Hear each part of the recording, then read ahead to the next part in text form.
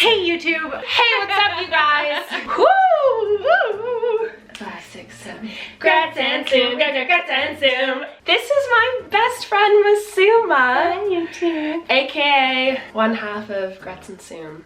The Soom half. So I thought I would bring her onto my channel, first of all, because she's hilarious and awesome and wonderful. Stop. We've not filmed together in a really long time. It's been an age. Someone's been busy. So, okay, wait.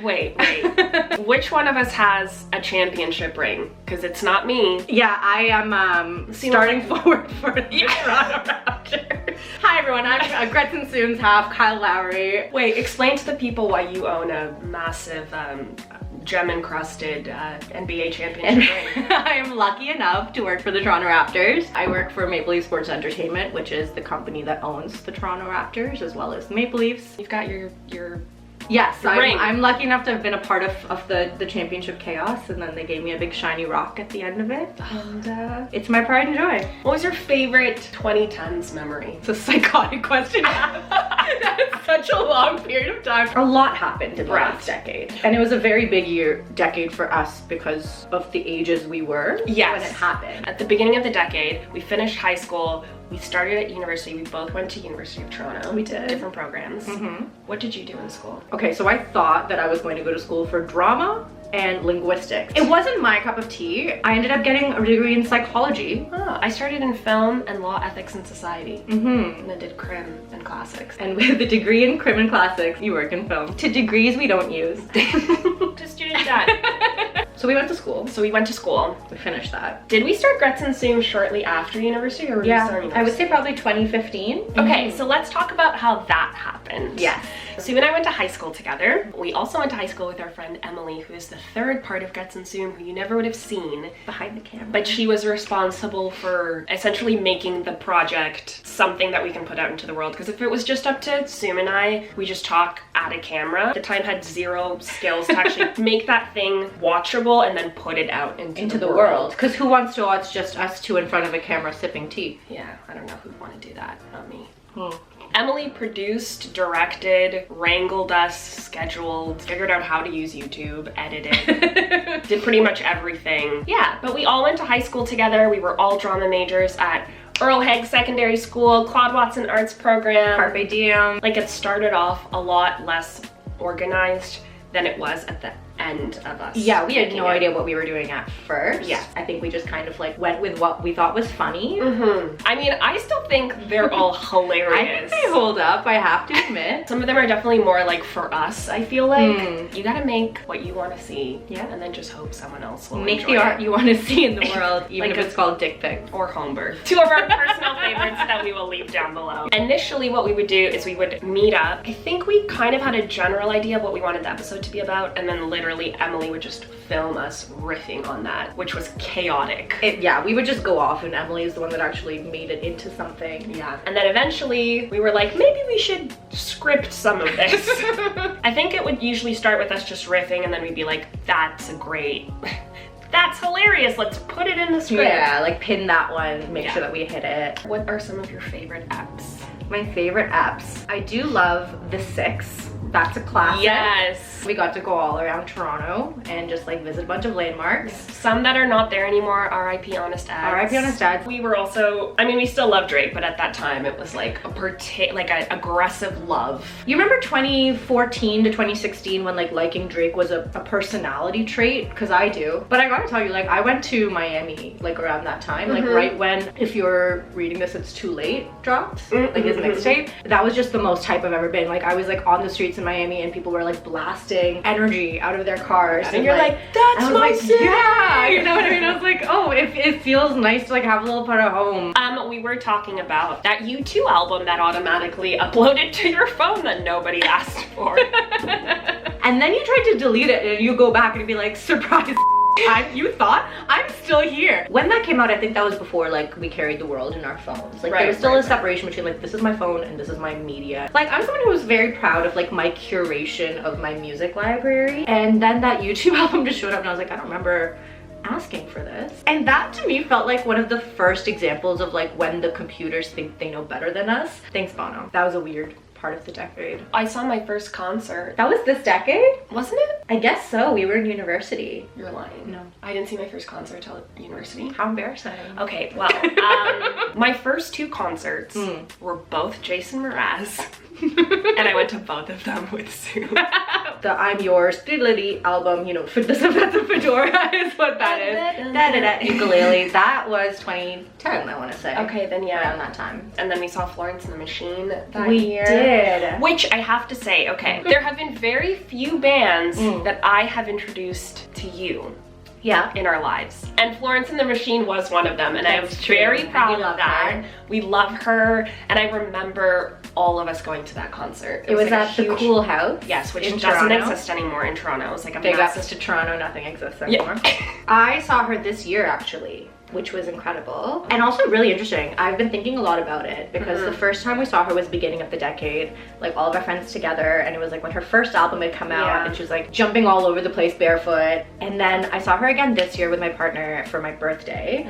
And it was like this gorgeous outdoor venue. Budweiser Stage still exists. Oh, it still exists. I hope so good. It just came this year. I don't know. It's just really interesting seeing like a transition from the beginning of the decade to the end of the decade, not just for us personally, but also for like artists that we admire. Yeah. And just seeing what their trajectory has been like. But so much of her newer stuff is just quite sad and quiet and like it hit me in a different way. And I don't know, I think that's just also like being alive at this point in time, like not to get too deep. Right. It's hard sometimes. Yeah. But that was really cool seeing like an artist I love at the beginning of the decade and the end of the decade. Have you seen Adele since you saw her? No, I have not been able to get tickets to Adele since I saw her. I saw her when she first came here, which was 19, and it was like a GA show, so when they opened the gate, like the doors, everyone just ran down the aisle, and it's like a sit down nice venue. It's not like a pit, but we made it into a pit, and we were sitting right up by the front. And we'd also seen her earlier at MTV Live. I think the first time I heard her was on Skins.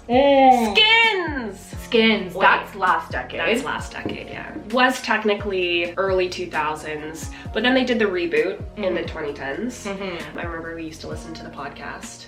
The Skins cast. Early podcast. Yeah. Oh, we were really into Skins at the time. Like that was when we were probably in like grade 11, grade 10. Yeah. As content creators. I don't know, I feel like we've had very emotional connections to a lot of things we've watched, and they have been very formative to us. Like we were just fascinated by the cast because that was a show that was made by young people for young people. Yeah. And I think that was really revolutionary at the time for us. Us in North York at Performing Arts High School, like it's just like Bristol. Like we can really relate. But yeah, but that does go to show, like obviously that was so not our realm of experience, but we emotionally connected with so much of it. Yeah. That was a weird time in the internet as well, because I think now you can really interact with so many people, like creators and artists and everything. Like it's a lot easier just to like send a comment, you know, like come to Brazil. But yeah. But at the time, like we had to be stalkers. For lack of a better term. Yes. Was it on Messenger? Like I feel like it was even just like, yeah, it was a Facebook message because we weren't friends with this person who we will not name. Yeah. But he was a writer on the show and he was very gracious, truly. Like we sent this message, honestly just being like, we love your work, we love the show, can you tell Dev Patel I love him? Like that was the extent of it. He was an actor on the show. He had a small role on the show. He was a bit part on the show, but was a writer, and we really loved his work. And he went on to be probably my favorite villain of 2018. Yes. That's a little... Let us know down below who you think it is. We'll never tell. Maybe don't. And if he sees this, like, we're still huge fans. Yeah, still huge fans. So much has changed. Okay, you know what I've been doing? I've been going through, because I'm bored, I don't know. I love a project. I've been going through just music from the decade and like picking my favorite songs from each year. Ooh, but also just like songs that are very like emblematic of that year. Like you hear Dynamite by Tayo Cruz and you're like, boom, it's 2010. So a lot of amazing albums came out in 2011 specifically. Do tell? Wow.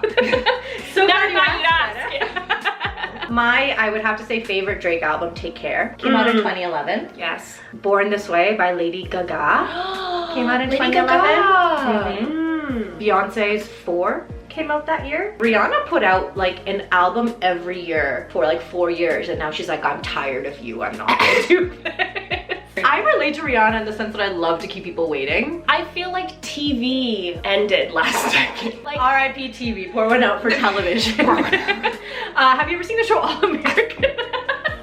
CWF, I'll leave it linked down below. I feel like cable is struggling. Yeah, like appointment viewing. I think that's why Game of Thrones and the Game of Thrones finale and tuning into that live was such a big deal, because I don't know that that's ever gonna happen again. Everything is, it's out, you stream it at your own pace, you consume it super quickly. Yeah. We grew up having to schedule our time. Like, what's that like? Remember when DVR came out and you're like, oh, finally I can make plans and I don't have to be home to watch Vampire Diaries. Because otherwise you weren't home, you missed that episode of Friends. Good luck trying to download it on LimeWire and giving your Dell a virus. I would torrent everything. Torrenting was so funny because like, I just wanted one specific Jason Mraz album. I got his entire discography, all the B-sides, every live performance he's ever done, like songs he sung in the shower, like hidden. Like, I became a connoisseur just because I was like, I just want the one. Yeah. I think there's also more access to things after they've come out. You don't need to torrent anymore. But pirating's a very serious issue and you shouldn't do it. Oh, here's one thing. I feel like now that we have Instagram,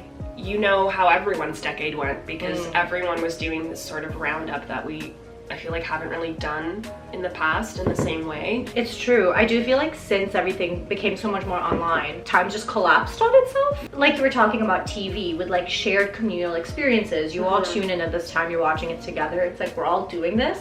It's rare we have those anymore unless it's like the Olympics or something. Yeah. Where it's like an event that everyone's watching. All American. It's a much more curated experience. You listen to what you want to listen to, you watch what you want to watch, like you can just do your own thing and it doesn't really matter what the mainstream's doing. There's always been that kind of mainstream versus a curated content experience. Totally. But since everything's been online, like you have it all at your fingertips all the time. It's not like you're like, oh, remember when we would listen to that song? It's like, no, we never stopped listening to We Found Love. When that song hits, it's not like, oh, 2011, what a time. It's like, oh, last week, where it's the same Spotify playlist I've had. Nothing really ever leaves. No, how beautiful. Well, Soom, why don't you tell the people what you do? Masuma is a published author. That's really nice. This is the only book that I'm publishing with Without Pretend. They are a independent publisher based in Toronto. Look how beautiful. They have an online short story collection called The Vault, which is like a subscription service. You get access to amazing short stories and illustrations as well. Their whole kind of motto is feelings can be art. There she is. That artwork is stunning. I wrote a story in this about one of my best friends who's moving to California. People love to do that here. It's not Greta, actually. Oh, and there's like illustrations inside too. Look how pretty. Can people order this online if I leave a link? They can. Okay. Well, thank you so much for asking, Greta. Yes, plug your stuff, girl. Yeah, it is available online. You can get just the book, or you can even subscribe to The Vault and get like unlimited stories and art, and it's very cool. This is Masuma's story. It's called Gemini.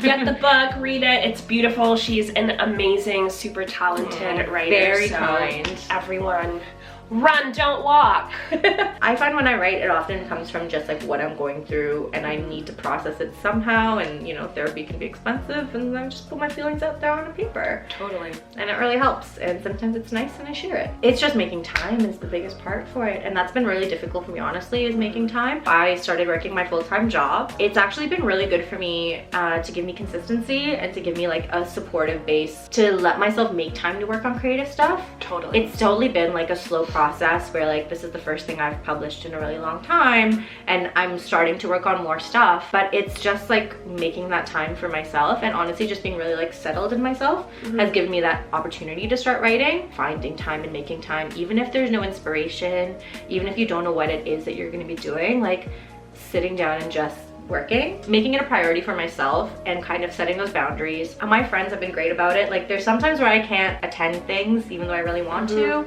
and I have like this really deep FOMO, but I've given myself a deadline, and respecting that, but also knowing when you can be flexible. Totally. It's like this balance. But really it is different for everybody. That's what's worked for me, is having structure and being able to play within and around that structure. Yeah. For me, it's also been like, okay, trust my ideas. ideas. I may have an idea that I think could make for something good, and then I started thinking it through and I'm like, oh, well, people have already said that before. So what's the thing that I can say that's a little bit unique? Oh, yes. Or, you know, a perspective I haven't heard very much, and kind of trusting that and then finding people to pitch for. For me, it was talking to a lot of writers. Finding those sources that you kind of trust with your ideas has been really great, because once I pitch something, now I have to do it.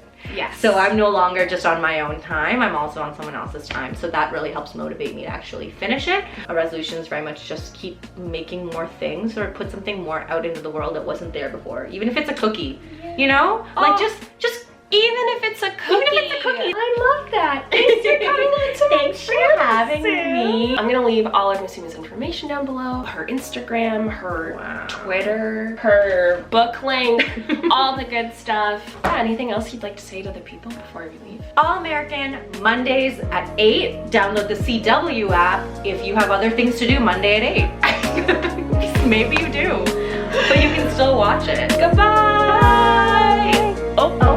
Oh, did we do it? we got it. Nice.